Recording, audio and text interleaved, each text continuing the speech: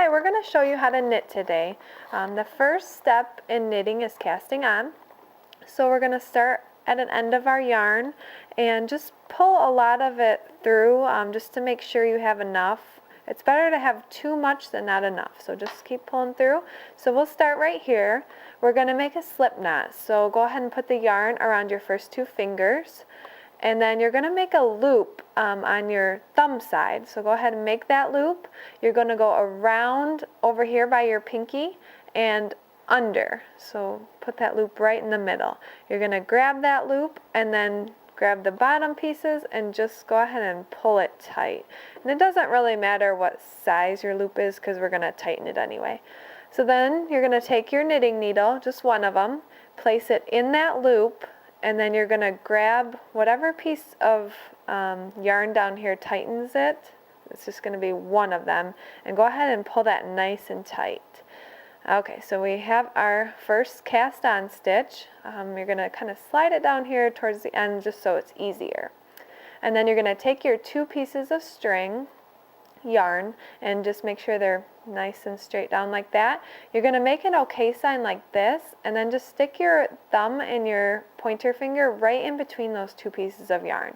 You're going to spread apart your fingers and then just kind of turn them like this. You're going to take your knitting needle and you're going to go down under that piece of yarn by your thumb, and you're going to go up in between the two pieces of yarn on your thumb.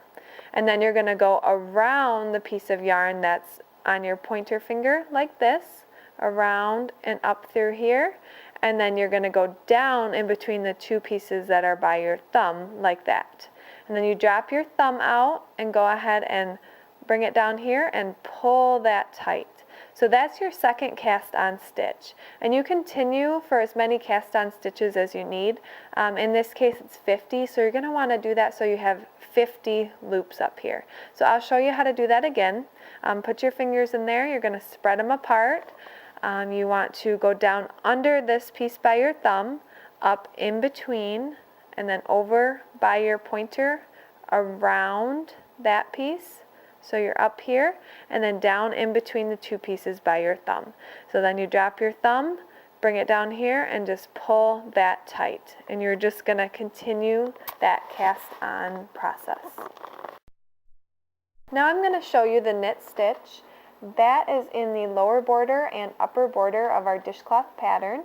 It simply says knit.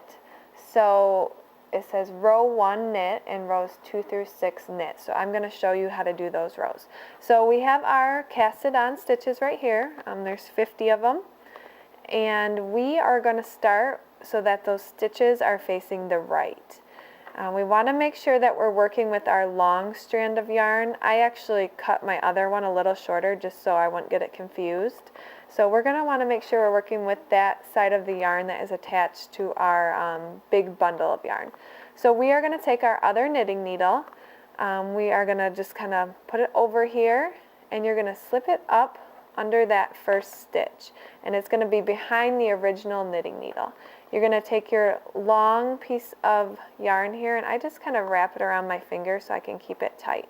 And you're going to wrap it around the back knitting needle. It's going to be counterclockwise if you're looking at the top of it. You want to make sure it stays kind of tight. You're going to slide that needle down. Careful not to slip the other part off, but you're going to just kind of slip it down and in between. And then you want to make sure that stays kind of tight there. You're going to slip this other stitch off of the needle like that. And I just make sure mine stays nice and tight so it doesn't slip off. We have this extra piece I'm just going to move down there. And then you just repeat that for all of the remaining stitches. So you're going to slide it back under so it's behind that needle. You're going to wrap your piece of yarn around and make sure it goes in between the two knitting needles. And you're going to slide it up, slide that through, making sure that your wrapped around yarn stays on there. Push it through and then slip that stitch off the other needle, just like so. And you're just going to keep continuing that, like the pattern says, rows 2 through, or row 1 and rows 2 through 6. I'll show you one last time. In between, you're going to slip that down like that, push it through, and then slip that stitch off. After completing the first row of knitting, you will need to switch positions of your needles. So the stitches should all be on the needle in your right hand. You need to switch that so they are in your left hand. You will need to make sure that your stitches are facing to the right. You will need to do this after every row in order to start a new one. I'm going to show you step 3 of the dishcloth, which is the body. I've already done a few rows of the body, but I'm just going to show you from the beginning, the row 1 of the body, because that's where I am in the pattern. So first we're going to knit 4. So just like I showed you before, you're going to knit 4 stitches. So that's 1, 2, 3, and 4. And then next you're going to purl 2, which I haven't shown you the purl stitch yet, so I will show you that. You want to make sure that you switch your yarn over so it's in between the 2 needles. And then you're going to go actually on the front of the needle. So the knitting you went behind, but this time for the purl stitch you go in front, and I kind of go down, so that other knitting needle will be right on top of your first knitting needle. And you still wrap the yarn around the same way you did, so it goes in between the 2 knitting needles and around. And then you pull that through just like before and pull the stitch off. And so we're going to do 2 purl stitches, so I'm going to do that again.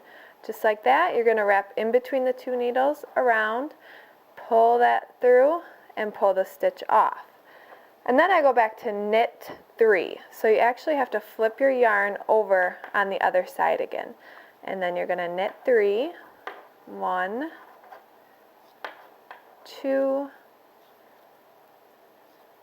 3, and then go back to the purl stitch. So you have to make sure you flip your yarn so it's in between the 2 needles.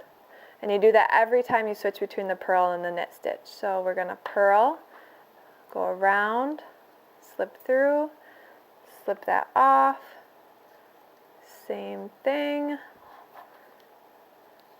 Okay, and then you actually go back to, it says to repeat from the start, so you're going to go back to knit 3. So make sure you flip that around. You're going to knit 3 and then just continuing that until you get to the end where there's only 4 stitches left, and you're going to knit the last 4. And then same for row 2, you just follow the steps between knitting and purling. And it says to complete those until your piece measures about 9.5 inches. The next step is the upper border. I have completed my body of the dishcloth, and for the upper border we are going to knit 6 rows. I'm going to show you the first one, or the first couple. We just continue to knit. And then you just repeat this for a total of 6 rows. The final step in knitting the dishcloth is binding off. So in order to do that, you're going to knit the first 2 stitches, just like before. You're going to knit 1, knit 2, and then you're actually going to take that first stitch, you're going to slip it down, your knitting needle down in there, and then pull it up over the second stitch, just like so. And that's your first bound off stitch. Then you're going to knit another one, and you're going to do the same thing. You're going to slip that knitting needle down into the first stitch and pull it up and over the second. And I'm going to knit again, and you're just going to continue that until you have all of the stitches bound off. So you're going to pull it up and over, and you just continue that across the whole row until your dishcloth is complete.